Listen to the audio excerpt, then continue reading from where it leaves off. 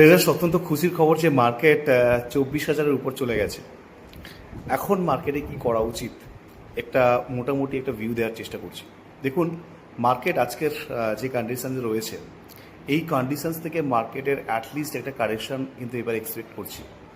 Market যখন panic situation তৈরি করেছিল, বিশাল বড় গ্যাপ ডাউন করেছিল, আপনাদের মনে আছে একদিনে 500-700 পয়েন্টের গ্যাপ ডাউন হয়েছিল।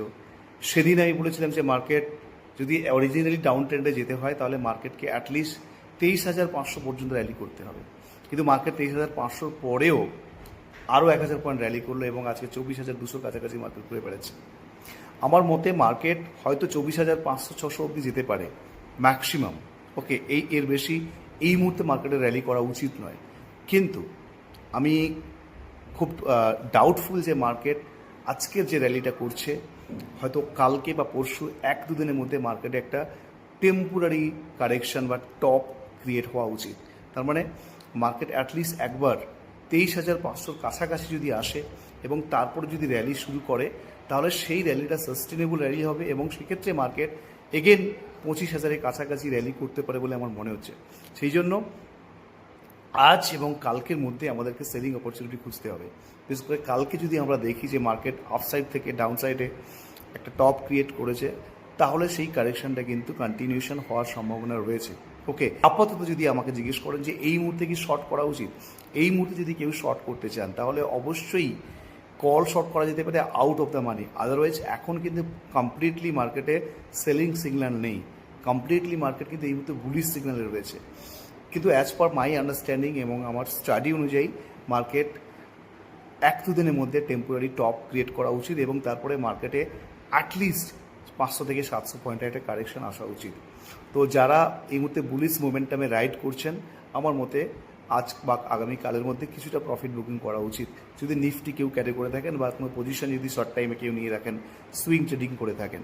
আর যারা ইনভেস্টিং করছেন তাদের জন্য সর্বদাই আমি এর আগে বহুবার বলেছি যে অ্যাকচুয়ালি চিন্তা করার মতো পরিস্থিতি হচ্ছে কিনা মার্চ মাসের পরেই বোঝা যাবে। তো মার্চ মাসের পরে আপনারা দেখতে পাচ্ছেন যা তার আগে মার্কেটে যে সিনারিও তৈরি হয়েছিল, মার্চ মাসের পরের সিনারিও ঠিক উল্টো সিনারিও।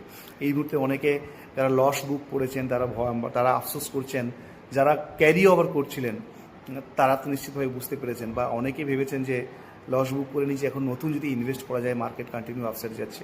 যদি আবার ইনভেস্ট করতে হয় তাহলে আমি বলবো 500-700 পয়েন্টের কারেকশন আমরা আবার কয়েকদিনের মধ্যে দেখতে পেতে পারি। সেই কারেকশানে যদি আমরা রি এন্ট্রি নিই এবং তারপর ইনভেস্ট করি সেটা বেটার হতে বলে আমার মনে হচ্ছে। এটুকুই বলার। তো যদি কেউ নিফটিকে শর্ট করতে চান তাহলে নিফটি মোটামুটি 24,300 এইসব এরিয়ার কাছাকাছি নিফটিকে শর্ট করা যেতে পারে। অবশ্যই অ্যাটলিস্ট 150-200 পয়েন্টের একটা এসএল মেনটেন করতে হবে এবং মার্কেট নিচে 23,500 23,600 এইসব এরিয়াতে আসার সম্ভাবনা রয়েছে নেক্সট কিছু সেশনের মধ্যে। এটা আমার নিজস্ব বক্তব্য। ট্রেড করতে গেলে অবশ্যই আপনি নিজস্ব পড়াশোনা করে ট্রেড করবেন। অবশ্যই সেল সিগন্যাল কনফার্ম হওয়ার পরে যদি এন্ট্রি নেন সেটা বেটার হয়। আদারওয়াইজ আমি যেভাবে বললাম সেক্ষেত্রে স্ট্রিক্ট এসএল মেনটেন করে করা যেতে পারে। ওকে, নিজস্ব স্টাডি যদি না থাকে, নিজে যদি কনভিন্সড না হন তাহলে ট্রেড না করাই ভালো। আর ইন্ট্রাডে ট্রেডিংয়ে আজকেরকার দিনে নিজেকে দূরে রাখা উচিত। ধন্যবাদ, সবাই ভালো থাকবেন। পসিবিলিটাকে লাইক করবেন এবং শেয়ার করবেন।